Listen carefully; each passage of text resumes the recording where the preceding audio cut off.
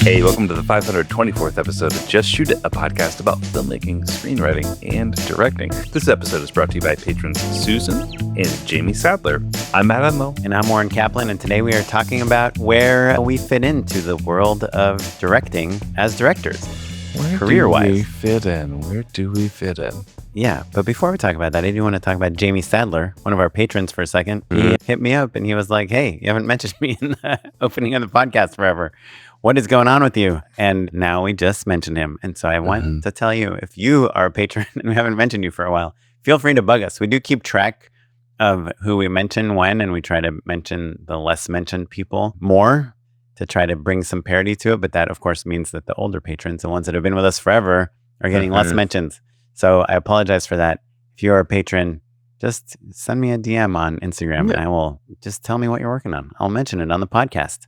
People love to hear what patrons are working on in the podcast, right? Anyhow, that's it. I wanted to do this topic because Matt said something a couple episodes ago. Do you remember when it was? Just so deep. Well, I say something really meaningful every episode, no doubt. But I think this was probably, it's hard to say because we've been recording a lot in the last couple episodes for sure. Yeah. I think maybe we were talking to Chandler Levac. So then that would be last episode. Yeah, who directed like a smaller, like a quieter movie and then like a more boisterous movie. I mean, I don't know if I would say quiet, but kind of a more indie film and then a more studio film, like back to back. And I was talking about how when I directed my kind of, like very indie sign language movie that did, I think, well, by all accounts, premiered at a good festival and it was on Netflix and it had a theatrical run and got me an agent and a manager and all that stuff. Like all I wanted to do after that was do like a super loud movie, in my first feature, a lot of the characters, but talky specifically. Yeah. Well, yeah, because my main character was deaf, and he was kind of like combative and he didn't really talk much at all in the first act of the movie. And then later on, he's talking mostly in sign language. So while there is a good amount of dialogue, it's just quiet, and it's like introspective and it's a coming of age biopic, whatever you prefer. And then I just like really wanted just nonstop wall to wall talking and energy and things moving. And to me, it just seemed like a response to my first movie that when you make something kind of slow and introspective, the next thing needs to be loud and boisterous. And then maybe after that, you'd go into something more genre. And then you'd go into like, I guess I thought that all filmmakers want to do something very different on their next film, even though we see all these filmmakers who make a lot of similar movies. Like you look at a genius like Wes Anderson and you're like, yep, that's a Wes Anderson film. Sure. But your observation that I thought was funny because I just never thought about it was you're like, yeah, you probably just were figuring out what you like to direct. You were finding out like what kind of stuff is your director voice. And I was like thinking about you saying that. I was like, yeah, I guess maybe that is the thing because ever since then, all I've directed is wall-to-wall dialogue with like kind of energetic, boisterous, big things. And that's like kind of as a commercial director. Or if you go to my website, directedbyoren.com. Yeah, it's all celebrities talking to a camera and then the camera pans and then they, it whip pans off and then they whip pans onto something else and they're walking and talking and, sashaying past the camera again. Yeah, and I try to, my favorite thing for production value is background actors, extras, right? As I try to throw as many people as possible into a shot, try to throw in as much like foreground and background into a shot. I just like having a lot of things happening in each frame. So much so that like when I did all those Popeyes spots, like they would always joke that I'm like the director that makes like a 30-second commercial fit into 15 seconds. And so I guess I was thought it kind of would be interesting to talk about if that's a thing. If you like, I'm interested about where you are. Obviously, you work in comedy, and you've kind of have unabashedly been like a comedy guy, like ever since I met you 12 years ago, or however long it's been. And even, obviously, your first kind of major job in the film industry was at Comedy Central. But do we all, the longer we work in this business, end up working in the thing that what our voice should be? Well, it's interesting because, as people who have been directing a lot of commercials, we are at bat way more. So you see what you win and what you don't. right? What jobs you book versus what you don't book, and it's hyper competitive. And also, our shoots are way shorter, so we're at bat more frequently. We're shooting more frequently, so we're shooting a lot of stuff. So it's easier to see a pattern of what you book versus what you don't book, right? But I do think that we are always still a product of the opportunities we are afforded. And so, when I first went to film school, I had no anticipation that I will be a comedy director, quote unquote. What were your like favorite movies going into film school? I mean, I would say they were probably, Like the Back to the Futures of the world? yeah. I mean, I love Back to the Future, but I also loved like Rushmore and Being John Mm-hmm. Malkovich, right? Which, yeah, I would classify definitely both as comedies. I think that I They're kind of heightened reality, heightened reality, quirky.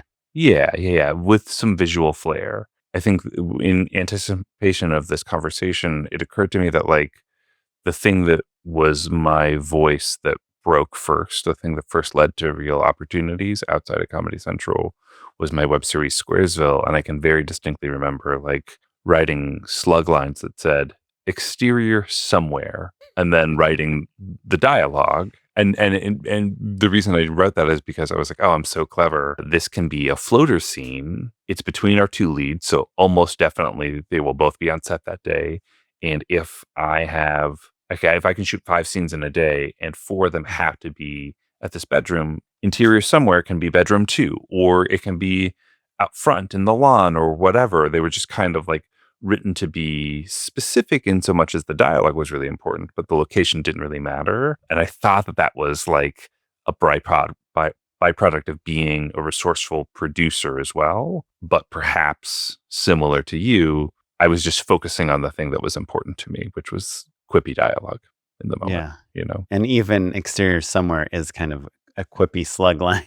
Sure. Like that Yeah, could be the name of your autobiography. Sure. Yeah. It would be interior somewhere more. Interior nowhere. No offense. Yeah. Yeah, no, that is interesting. It is, when I saw Chandler's movie, Mile Mile End Kicks, I was like, oh man, Matt, this is like in the world of like a Matt Enlow original movie. Sure. Not just based on Squaresville, but also that show that you were developing with Warner Brothers. Remember? Yeah, I had a comic book show. Similar. Yeah. The Mary Sue's. Yeah. And kind of that world of nerdy girls and that time zone, that retro, like the Blockbuster era is kind of like Enlow 101.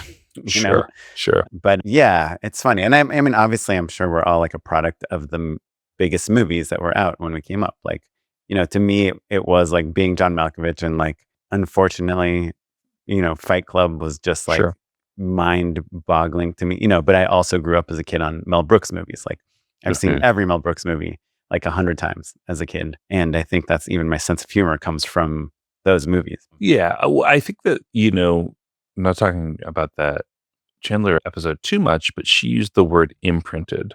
Right. She was talking about Almost Famous, and like it was like a very huge part of her life. And I think that there were the films that stand out to us as young people that have that sort of light bulb moment of like, oh, a filmmaker made this. I think like Tim Burton and Wes Anderson stand out as like filmmakers who are often someone's first favorite filmmaker. And I think that has so much to do with their style being so overt that you realize a person made that movie, right? And so, I loved Tim Burton movies, but I haven't loved a new Tim Burton movie in 20 years.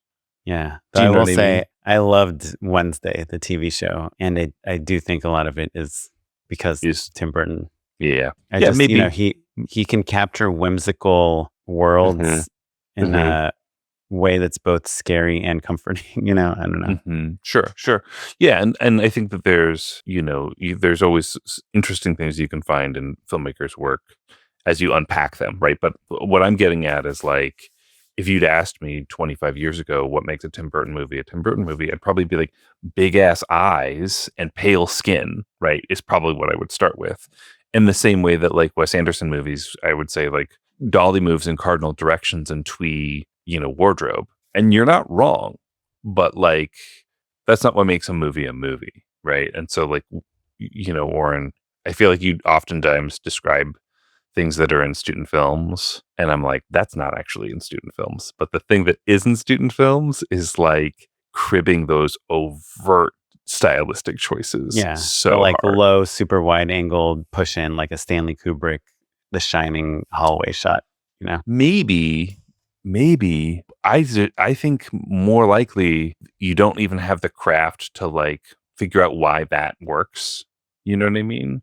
But putting people in really big costumes or like just the even more artificial versions are the things, because we're sort of still trying to figure it out. And the way that like an illustrator learns to draw by like tracing, Mm. that's what film school often is like, what's the filmic equivalent of just taking the most overt aesthetic choice and trying to do that and seeing how it sort of works or doesn't work in terms of your vision, and then doing that over and over and over again, right? And saying, okay, well, actually I do like it when the camera's nice and low, or I do like the quality of a like a wide angle lens, like, and eventually that becomes your style.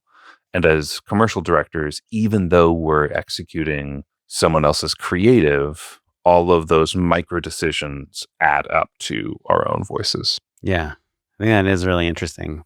And you make a good point about it's easy to be like, well, Wes Anderson has a voice because he always turns, every time he pans the camera, it's 90 degrees. Every Sure. framing is symmetrical. Every move is on one axis. And they have their rules. Yet Tim Burton like does super wide angles from the top corner of a room.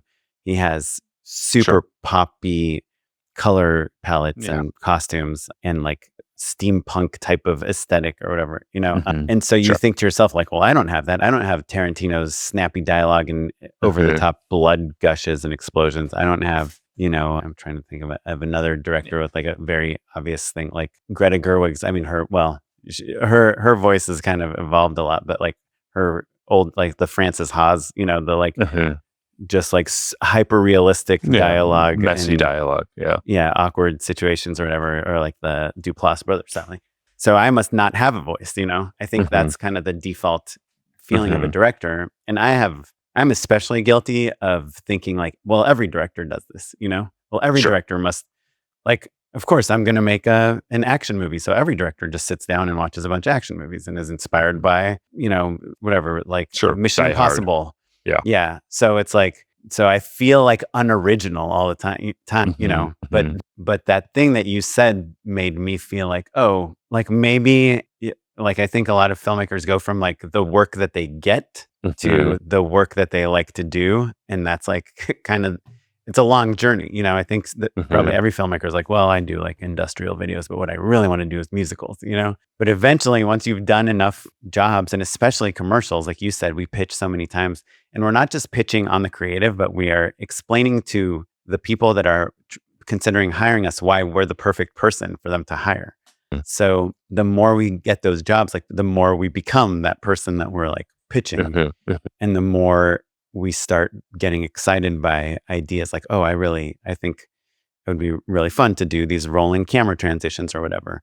That's like the type of director I want to be. And so we'll pitch that as an element and we'll start becoming the director that we want to be, you Yeah. know? It's really interesting because I have felt this thing recently where like boards will come in and I'll be like, "Oh, I am perfect for this. I love this so much. This is exactly my voice. It was so great to see this."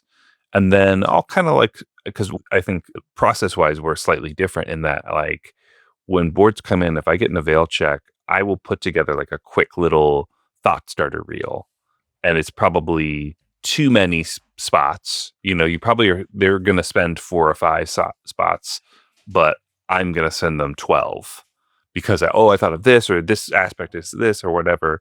And it's because I know my reel so well and because of the way my working relationship is with Right. all of these producers. Just Whereas to clarify, yeah. when you hear you might be considered, you're going to be Mhm. submitted for a job, you start pulling your work that you think would be the best way to pitch you for this job. Correct. And you might Correct. even write a couple sentences like, Yeah. I've actually worked with this actor before, or I know this Mhm, location, or mhm. I did Or this exact effect in the this reason movie. I'm pulling this piece is for that piece, and or for this Mm. reason or that reason. And so but too often lately, I've been like, "Oh, I'm so perfect for this," and then realize I don't have the reel for it, not because But of you like it. because I like it, but I don't and I think I'm good at it because there's plenty of stuff that comes in there where it's like, "Oh, I'd love to do that," but, like, I probably won't get this one because, it's not really what I do. Every once in a while, it'll come in and it'll be the thing that I do, and because I haven't booked enough of that version of myself, I'm probably not going to book another version of it. There's like that low hanging fruit of the things that make me different or the things that make me unique. Like I have a ton of like sort of like verite self shot, like elevated social, like stuff that's like, well, we want it to be a broadcast commercial, but it needs to look like someone shot it on an iPhone. I have that in spades. And I like doing that, but I wouldn't say to someone, "Oh, I like to add like a kind of mixed media aesthetic to my work," or like I want it to feel self-shot in some way. I would never describe myself as that. I think I am hyper competitive in that space, that vertical Yeah. specifically. I think You I've know, pitched to many times when people are looking for directors. I'm like, well, Matt kind of like really yeah, knows that world. But you could see like the stepping, like why that would be a great body of work to pitch on. Like, hey, we're going to do this like kind of very cinematic thing where we hmm intercut this guy's making videos sure, sure, sure, sure, and sure. Matt can make them authentic, and Hmm. understands how this person would think about making the videos. And Yeah, yeah. I am, Well, I know you have a job coming up, I think at the end of this month that like maybe like do you ever try to like it's a job to do, let's say it's like a comedian saying funny things, but you want to get more and you want to do more zollies or whatever. Like, do you try to like be like, oh, and then maybe for the intro shot we'll do is like kind of the things that you want to put on your reel. Do you ever try to force them into things that are very much not that? I think that this isn't your short film, right? This is still work for hire. So it has to be appropriate. Do I constantly try to like plus things in the direction that they're aiming for? Yeah, absolutely. But it's rarely with the real in mind. Do you know what I mean? It's more just like how do you sprint in the direction that they're asking for, basically. So like the easy example would be like, oh, it's supposed to be self-shot, but we can use the nice big camera and stuff like that. I would be like, no, absolutely not. We're using an iPhone and for all of Mhm. these reasons. So that's plussing it in a way that aesthetically is quote unquote less cinematic, but I think is more right for the vision than people necessarily realize. So it's that sort of stuff. But I think that it forces you to kind of look it forces some introspection because you have to say to yourself, well, why do I keep booking this work? What did these other people objectively see about my work that helps me fit in with this aesthetic and not the version of myself that I constructed over the years, right? And do I lean into that or do I chafe against that? It's hard to say, hard to know. But I think that the other half of finding your voice is acknowledging what you're great at and what other people see you as versus what you thought you were going to do in the first place or Yeah. what you like, which often is two different things. I think actors have a clearer journey for that, where like I think most people who decide to be an actor have a relatively inaccurate understanding of what they are the best at, basically. Or their superpower hasn't emerged yet. Like teaching young actors, there's a lot of them that come in thinking that they're going to be the lead of something and don't realize like, oh no, you're like the best utility player we've ever seen, and like that's a real switch for people, Yeah. or Yeah. like this. I don't mean to sound mean, but get ready, kids. I see a lot of like young guys who are good looking, but not so conventional looking that they would be an action star. You know what I mean? Like if you think of the action stars, they're either The Rock, who is really specific, right? Or they're Hmm. oftentimes like the Chris's or any, Hemsworth. Yeah. yeah, but not just like Chris, like good looking, absolutely, and cut, like really built, really athletic, but like Pratt Pine Evans, Hemsworth, those guys are all like a little generic. That's why it's funny to call them the Chris's. And I see a lot of young men who want to do that work and are like, okay, well, if I have muscles, then I'll get cast as the leading man. And, are more specific than that. Like look a different way. And so I think they end up booking less because they've got like funny best friend faces, and not Vin Diesel, but like who's more jacked than that? Just like Arnold Schwarzenegger bodies. And then you're like, well, how am I supposed to cast you? Now what do I do with you? Yeah. No, I mean, for actors, it's even harder because they're so not in control of the work that they do. Absolutely, at least when they're hired. But you see my point about like your self-image versus what people see of you is so starkly different, and we see that so clearly, and we have a similar challenge, I guess is what I'm getting at. Yeah. So I guess I was kind of trying to like find, like, to me, the positive spin, like why what you said to me made me happy, I guess, is because I do feel like probably most directors, filmmakers, especially newer ones, like feel like they don't know what their voice is. And I feel like you said to me is a little bit of permission to just realize that your voice is what you like. Yeah.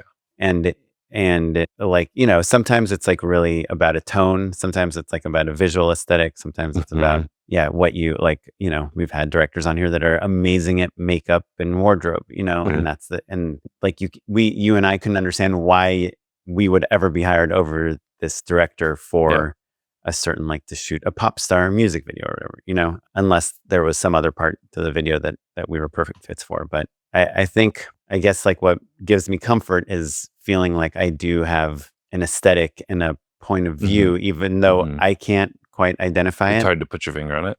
Yeah. I mean, I think that if you compare Tim Burton and Wes Anderson, those are actually really good opposites in many ways, right? Like if you look at Bottle Rocket, that movie, it's handheld. There are all sorts of, camera moves that are atypical, that are not a 90-degree turn. There's no like proscenium to it. There's no diorama vibe to it, like, and then Rushmore, you can see like, oh, it's still loosey-goosey. There's still stuff that like isn't storyboarded and is a little rough around the edges, but there's montages specifically, like where Max is like, at the Beekeeper Society and, in the go-kart and all these things that are those classic Wes Anderson tableaus. Because Rushmore is like when a filmmaker that has like a really good knack for characters and performance learns about editing and how much editing affects. But Bottle Rocket has all that stuff too, and is really great and special as well. But I think it's a very clear progression. But in terms of just like, if we do match cuts or if we do big wide shot, like the montages that you're describing are so much more stylized and planned out, right? Sure. Yeah. In a way that Bottle Rocket feels a little more like some friends making a movie. Right. And then by the time you get to Royal Tenenbaums, you're like, oh, okay, we get it. Everything's Paisley. Awesome. Yeah. But I don't think whereas Tim Burton, I think, started relatively fully formed. Do you know what I mean? Like Frankenweenie looks like a Tim Burton movie in a way that Bottle Rocket doesn't look like a Wes Anderson movie. And so I guess that's a long way of saying it kind of everyone's different in terms of where they arrive. And I would say that there's probably deeper thematic ideas that evolve over the course of many films that weren't quite so crystallized in those early works. Yeah. I do wonder if like people find their voice, and you mentioned student films a few minutes ago, because they initially just start out by copying their favorite filmmakers, and then the more things they do, the more they realize, well, I used to do this thing, but I don't really know why I did it, or I don't really get it, but I always have liked this. I've always liked over the shoulder shots instead of clean singles, or vice versa. And yeah, so I think that's interesting. And like why I wanted the title of this episode to be "Where Do I Fit In?" is because I think as directors and filmmakers, and this could be just specific to me, though I think you think about this a lot too, which is because we are, again, competing for a lot of commercial jobs, we're trying to get shortlisted, we're trying to win against other people. We try to very much think about where we fit into the ecosystem of this industry. who would hire us. Like, yeah, there's people to ask me every day if I have narrative projects, if I have movie projects, if I have TV projects, if I have any desire to do that. And of course, like if I'd kill to shoot a TV show. There's a million shows that I watch that I love that it would be so fun to direct. But when I look at where I fit into the ecosystem of this industry, that seems like a really hard hill to climb. But in commercials, not only do I know that I can get work, but I know, if I'm pitching against this person, here are my odds. If I'm pitching against this, if the budget is this, and when I lose a job, which my rep, Nikki Weiss, would like everyone to know, never happens. Literally never happens. Yeah.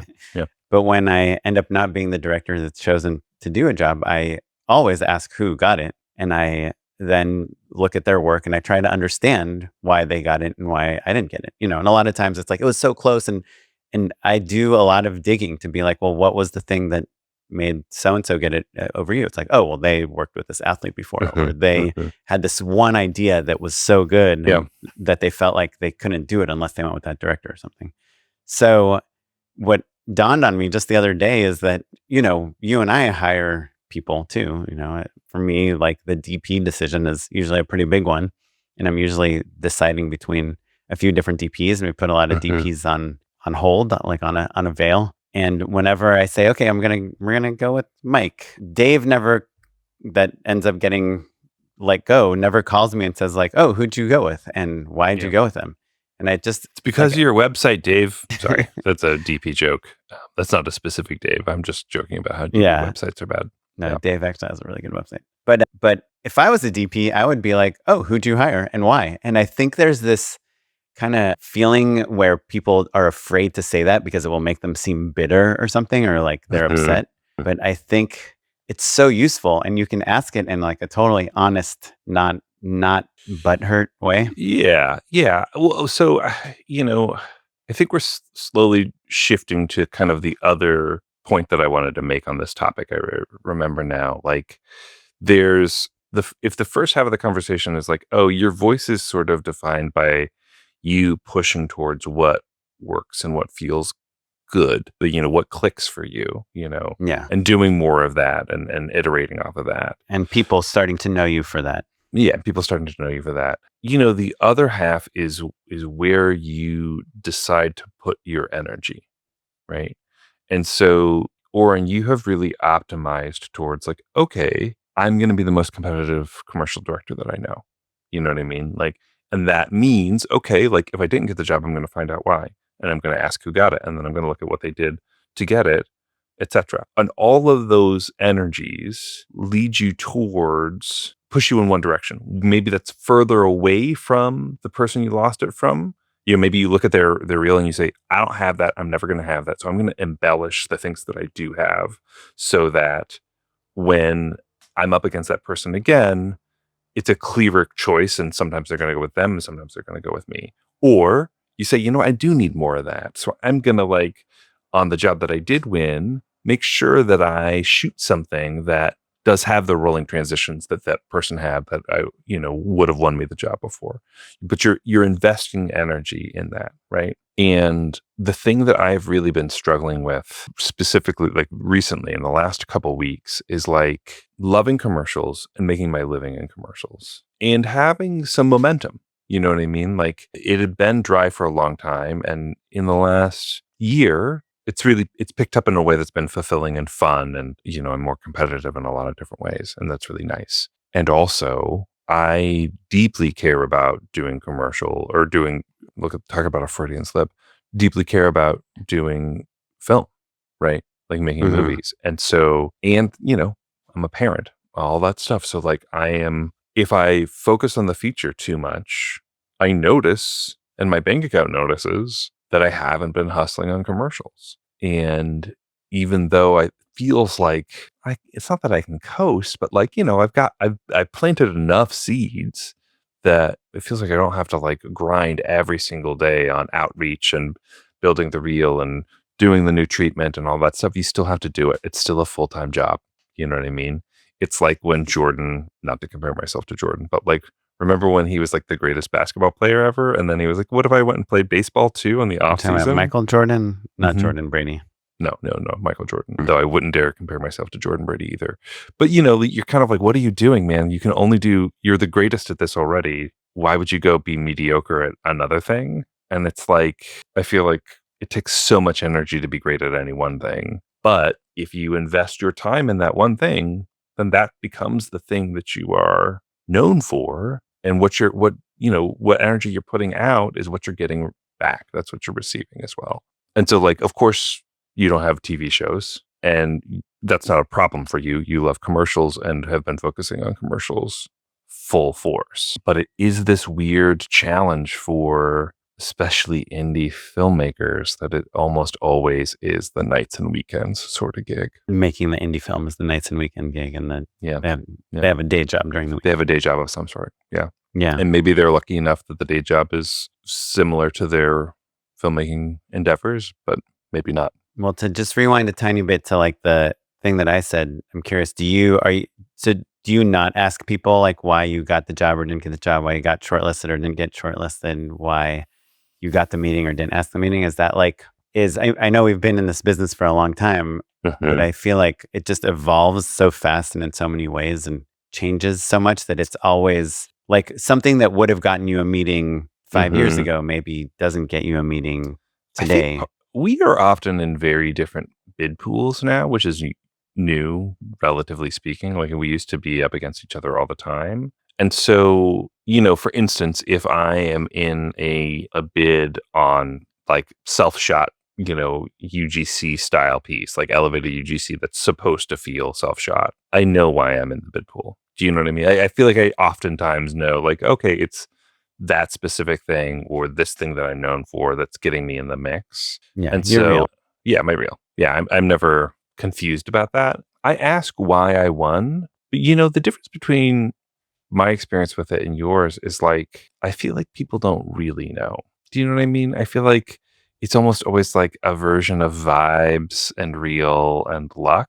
And I think that I suspect that oftentimes I can close in the room in a way that other people don't always get to, Yeah. I mean, I guess like it's never conclusive to me. You know what I mean? Like Yeah. no one's ever said something and been like, oh yeah, that exactly checks out. It's always kind of like, yeah, I guess, sure. And maybe that's me not being aware of myself, but I don't know. Like, you feel like people are really clear. They're like, oh, Oren got it because, yeah. I mean, I dig, I'm like, I love Sure, data. you will and needle I it for sure. I'm probably, if I was in high school right now, I'd probably be voted most likely to give you unsolicited feedback. Like, I give people, I'd say 50% of the people I meet, I'm like, hey, by the way, there's a typo on your website. Our friend Deb has said this to your face, so I'm going to repeat it. But a producer we both work with, and she'll always say, like, if you work with Oren Kaplan, you'll just find out all the ways you're doing it wrong. Well, and if that bothers you, that's totally valid. And if you don't want to work with me again, that is also valid. But I'm working on a job right now, and we've had these name tags. I posted it on Instagram, and they're printed out, and they have your name and your position and the name of the project. And everyone on set is like, we are loving these name tags. Which, usually there's maybe like one or two people that are kind of annoyed by the name tags, but most people are like, this is so nice. And the agency yesterday was like, everyone's got name tags. I'm like, yeah, it's just, isn't it nice? Like, yeah, we actually, because no one introduces themselves to the agency, and they're just seeing like all these people walking around. And the agency put name tags on too? Yeah. Well, we made them for everyone. Yeah. But the reason we have name tags is because you and I talked about Greta Gerwig having name tags like 5 years ago or something. Probably way longer, right? Yeah. Like probably closer to 10. Yeah. And I loved that idea. And I was always just kind of afraid to tell people what I want, what I like. And as I got more confident and, on literally live on this podcast, like, again, I'll say 5 years ago, who knows when, I learned that the producer is someone that like should be working for me, not against me. And it changed like my whole relationship to producers and things. And so I realized I can tell a producer, hey, these are some things I like on set, the manifesto. And one of them is like, I would really love to have name tags. I like having a Bluetooth speaker where we can play some music in between takes. Do you have that as a document? Do you ever But I mentioned it to Kelly, who also listens to this podcast, a producer. Shout out Kelly. What's up, And dude? now this producer I'm working with right now, Brendan, who knows Kelly. Well, so I also mentioned it to Terry, this other producer I worked with, and they both told Brendan, they're like, just so you know, Oren likes these things. He likes name tags on set. And there's this producer, Jeff, Canadian producer that I worked with, that would send these like emails at the end of, let's say we have a shoot in 2 weeks, every day, he'd send me an email. He'd be like, hey, these are the things we did today. These are your action items. You need to like look at locations and casting is coming in tomorrow. Here's your meetings with the Zoom links for tomorrow. And here's what the next 7 days, like basically every single day up until the shoot, what we're doing, and I found it so helpful that I like shared those emails with like Kelly and Terry and now Brendan and I have another job with a different producer now too. And they're both running at the same time. So I put my producers in touch with each other, Brendan and Whitney.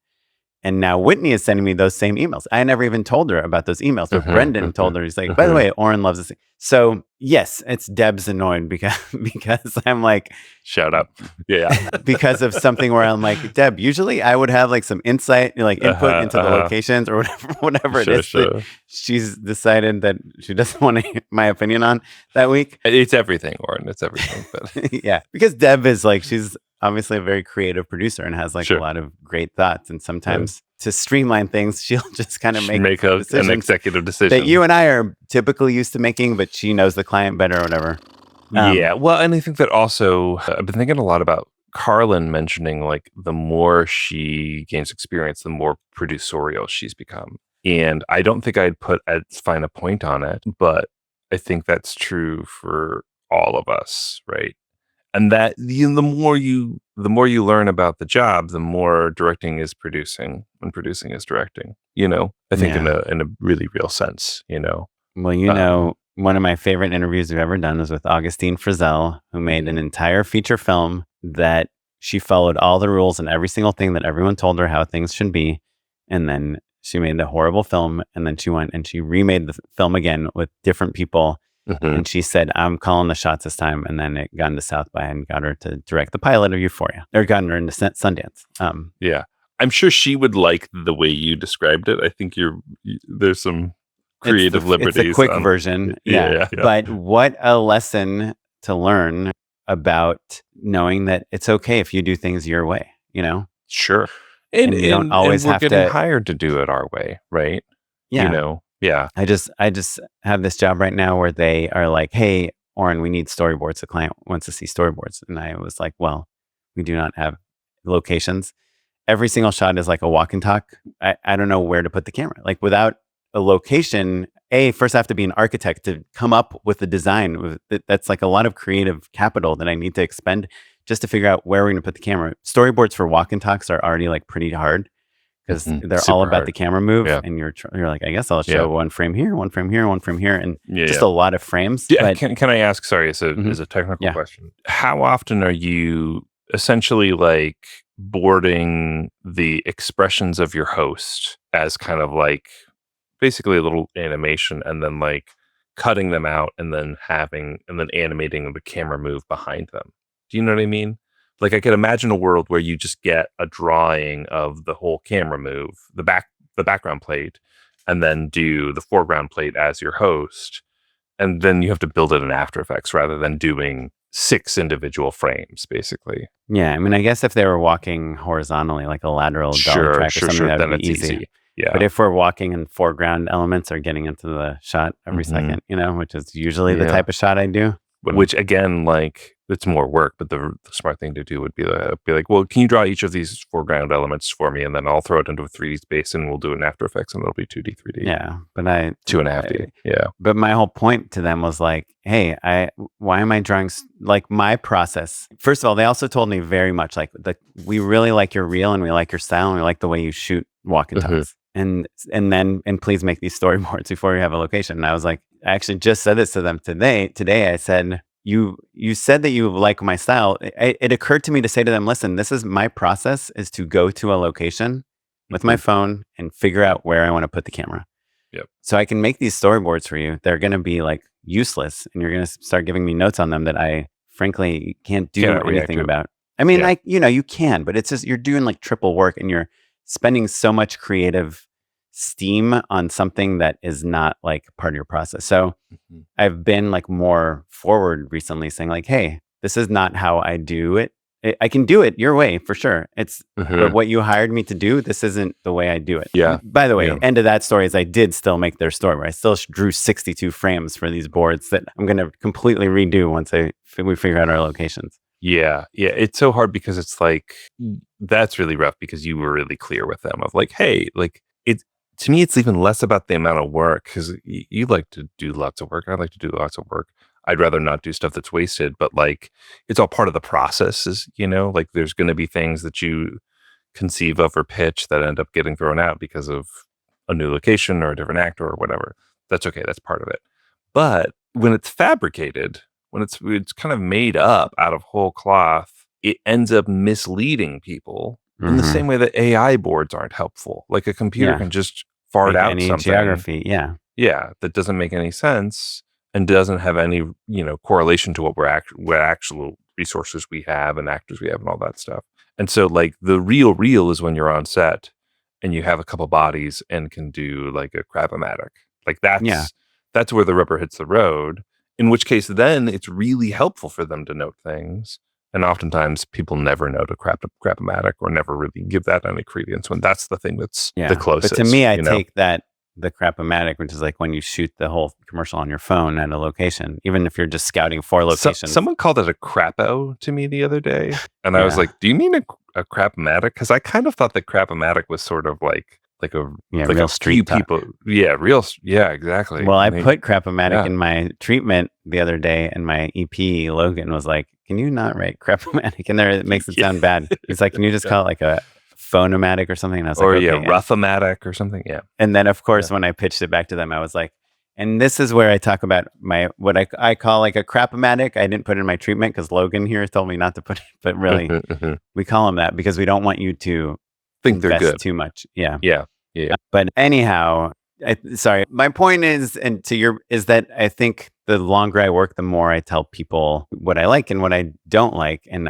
I guess maybe that is part of like who you are as a director too. And I think that's helpful. I think your main job is to have an opinion. And like, I think for me personally, I think I become a better director as I share my opinion, listen to other people's opinion, and very happily change my opinion. It's not the stuff I say isn't gospel. It's just like, this is how I feel today. In my experience, this is what has worked. And I challenge people all the time, like, hey, tell me if you have a better shot for this, if you have a better way to cover the scene, if we have a better way to light this, like I'm all ears, And I actually do kind of wish that my crew pushed back on me a little bit more, And I told you today an example of the DP I'm working with right now, Damien. I told him, well, it'll go from this shot to this shot. And he was like, those shots are really similar. I don't think they're going to look good in the edit. And I was like, thank you so much for saying that. Like, I love it when someone is actually thinking about the edit other than me, Anyhow, so I don't know. I think all that is interesting, but like to rewind to the topic of this thing, which is like figuring out where you fit in. I love getting that feedback. And if you're a DP that's listening to this and I put you on hold before and then I ended up not using you and you want to know why, like ask me. I will be more than happy to tell you. And I have so many DPs that reach out to me on Instagram and they're like, hey, it would be great if you hired me. I'm available. And I know that they're good DPs, but I'll be like, hey, I would love to hire you, but like you said, your website sucks. I can't sell you to anyone, And to answer your question about whether I've ever gotten concrete, answers, I asked today. I was at a client dinner before we were recording this podcast, and I said, "Hey, why'd you guys end up going?" A drink and a half in is like, so why do you guys like me, right?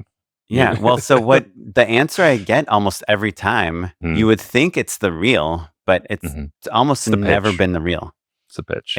It's usually some combination of how passionate you are about the job, how collaborative you are, which basically just means you listened and you reacted to the things they said and incorporated them into your pitch back.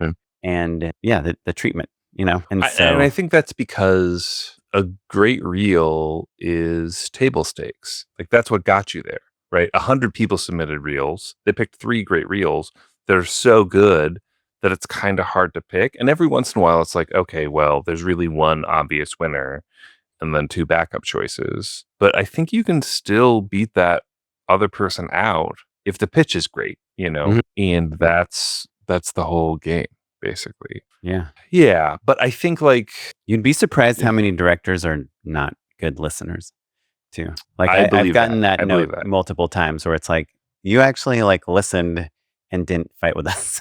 I'm like, Yeah, I think there's well, that, and I think there's well, yeah. also like lots of them that just haven't honed the ability to pitch, you know. And that's not to pitching isn't just it's exactly what you said. It's showing your passion, listening, showing up prepared, and oftentimes there's kind of like a little bit of a mixture of things that people are missing. Maybe they're not a people person, which is totally fair. Maybe they're not presentational. Maybe they're bad at showing their passion. You know, like people become filmmakers for all sorts of reasons that have absolutely nothing to do with the skills one needs to win a room over, you know? And yeah, I think that the game is being clear and analytical about how you get better each time. Do you know what I mean? And so that's another part of how what your voice is like, okay, like I won this job. It's because I was really passionate. You've been on this passion kick for a long time. I don't think that passion always wins the job, but it wins all of your jobs, right? Which is what I'm It, getting at. Not yeah, all of us, but like you've leaned into passion. And so of course the feedback that you're getting is Oren was really passionate because you're asking the people who liked you and liked your passion, no, what did you like about me? I've gotten that feedback on lost like jobs that I lost as well. But Oren was really passionate, but his attitude is bad. He's just a bad person. no, I mean, usually when I lose, it's like I know you're joking, but like I do often get like we loved his passion, we loved his excitement. He worked out every single detail, but this other director who was also passionate and worked out every single Mhm. detail had one thing, like one idea that we really liked, which is funny because it's Jordan Brady used to always say like, "Yep, it's just all about the idea." And I kind of always push back on him. And I'm like, yeah, right. It's like when, Jake Zemansky with this incredible reel, like Mhm. pitches, it's because it's real. I mean, it's his body of work is so good. Sure, sure. But the more I'm kind of pitching with these really great directors, the more I am seeing, like you said, like the great reel is like step one, and step two Mhm. is giving a shit, and step three is bringing something new that excites people. Yeah. Yeah, the giving a shit thing is interesting because especially as you level up, or you're like pitching against celebrities, oftentimes they don't give a shit. Do you know what I mean? Because it's like, oh, well, this is the thing I'm doing in between the two movies that I'm really excited about and have exerted all of my, Right. But creative if you get energy like into. a Taika Waititi or something, that he can make good work even if I know nothing about working with him, so I'm just like being Sure. hypothetical here. But even if he didn't give a shit, he probably would make pretty good work because every DP in the world would love to work with him. Every Mhm. actor in the world would love to impress him. Because of his reputation as a filmmaker, he probably can easily surround himself with just the best Mhm.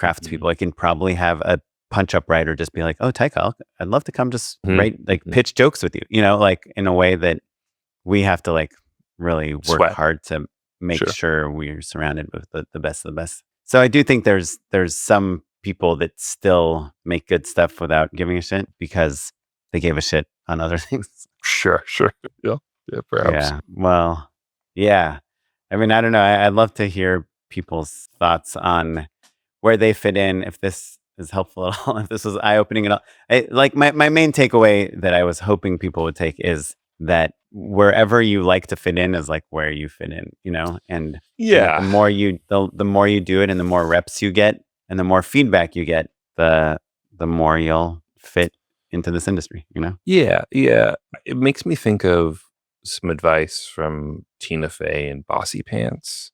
It's Hmm. something to the effect of like, just like keep your head down and do the work. And which is, an easy thing to say if you're Tina Fey and things all Yeah. worked If out. you're bossy. But I think there is some truth to it. Like if you're overthinking things or sweating it too hard, then you're sweating the wrong thing, right? And maybe your ship comes in, maybe not. Like that's a lot of that is luck. But like if you are doing the work and the work will speak for itself, and then when that lucky opportunity shows up, those first few gigs you're prepared, right? But like thinking about like what's my voice, which is a thing that I had a thought about, especially as a young filmmaker. It's not something you can really plan for anyway. Just lean into the things that feel good keep doing the work and you'll get there. Yeah. Yeah. And feel free to push into things that you like, even if you're not getting the work Sure. to do them. Absolutely. Awesome. Awesome. Well, do you have a minute to endorse something with me? I do indeed. Unpaid endorsements. I've got 2 endorsements coming at you nice and hot. My first is, are you a John Wilson fan, or as in How To with John Wilson? I don't think so. He had an HBO show. I'm surprised, actually. He had an HBO show. First, he had like a Vimeo series where he was, Oh, doing yeah. kind of Sorry. similar Yes. things. Yeah. No. We Wow. talked about his Yeah, show. we have. Right. Yeah. Yeah. So John Wilson, It's is such a like, generic name that I forgot who he is. Sure. And he's kind of doing a little bit of a character. He's not as awkward in real life. He's not as stilted and not as kind of like caught off guard. He did an interview at the Whitney Museum that I'll have to hold on. Give me 2 seconds. Let me find the actual title. Yeah. Okay. So he did a talk back at the Whitney Museum called John Wilson, How to Make a Podcast, Doom Scroll. And I believe Doom Scroll is kind of like their big sort of interview lecture series, basically, at the Whitney. It's from April 8th, 2026, so relatively recently. And it's a great conversation about his process and how he makes things, but kind of more big picture, just like the work that he's been doing and what it means to him. But through the course of the conversation, you learn a couple things that since that series, and he's got a new movie that's coming out called The History of Concrete, and it's like they talk about how it's really the worst title for the most boring sounding movie ever, which is his thing. But like he not to spoil an anecdote, but like he, like when he's first like starting to decide to pitch this movie, he looks to see if like anyone's written a book with that title or anything, and he finds one on Amazon and realizes that it's not actually literally a book. It's one of those fake safes. It's like a hollow book. Yeah. Because the title is so boring that a thief would just overlook it. There's no possibility that anyone would ever accidentally decide to read this book, The History of Concrete. So it's good for keeping your keepsakes. Anyway, it's really funny. But you learn that like he did actually buy his apartment building, which is kind of a runner in the episodes of the show, but is like basically providing like affordable housing to like New York artists, many of whom are the people shooting, who are like on the camera crew of the Whitney Museum. And that also, with another person who's a camera operator at the Whitney, bought a movie theater and has been screening movies there, regularly. And it was just like, this kind of like bland, pasty white dude is like putting his money where his mouth is, like in a really radical way, like literally like providing like affordable housing to artists, building, artisanal like movie theaters to like make it work in like a pretty radical way. Like I know like on its face value, that can sound like kind of like a pretty big like rich guy move, but it's like very like DIY punk rock, like lefty move that made me just hold him in an even higher esteem. He's just putting his money where his mouth is. And he's not like a mouthy guy. Do you know what I mean? For like all these celebrities who are like, I have to save cinema. I'm going to buy a movie theater. And it's like, yeah, we get it. It's awesome. Yeah, we get a Tarantino or Kristen Stewart. Like, no disrespect. I want to rescind that joke. Like, utmost respect. Save cinema, please. I think that like what happened with bookstores, where like indie bookstores actually became third spaces and cultural epicenters and like are thriving because Amazon is so bad. I think that's what's going to happen with movie theaters. And so, your Vidiots of the world, I think, are going to pop up all over the place, especially now that Alamo Drafthouse is crumbling before our very eyes. I think that is the future of cinema, mark my words, but it's rad that he's doing it. Anyway, so Doom Scroll, the John Wilson episode, is really rad. And then, Oren, are you familiar with the TikTok and probably Instagram, though I'm not sure, user Husk, Husk? I don't think so. He had a clip go viral that you might have seen where he's got his phone up and it's got ChatGPT on it. And he goes, okay, ChatGPT, I'm going to go run a mile. Can you time me? And then ChatGPT goes, yep, I've got you. And then he's like, okay, here I go. Okay, I'm back, without cutting. Mm-hmm. And he says, how long did that take me? And then has an argument with ChatGPT about how ChatGPT insists that absolutely he ran a 10-minute mile, even though he very clearly was only been gone for a matter of seconds. And it quadruple downs. It is like adamant, like, nope, you ran 10 minutes and 22 seconds or whatever it is. And that one went viral, and Sam Altman like was like, yeah, ChatGPT doesn't have a timer. Like came to his attention. He addresses it overtly. And then in a follow-up one, not to spoil it, but he's like, hey, do you have a timer to ChatGPT? And ChatGPT is like, yep, I absolutely do. And he's like, you're sure? And it says, yes. Okay, hold on. I'm going to show you. This is Sam Altman. Do you know who that is? And it'll be like, yeah, that looks like Sam Altman. He's like, okay, I'm going to play you the video where Sam Altman says, ChatGPT, you do not have a timer.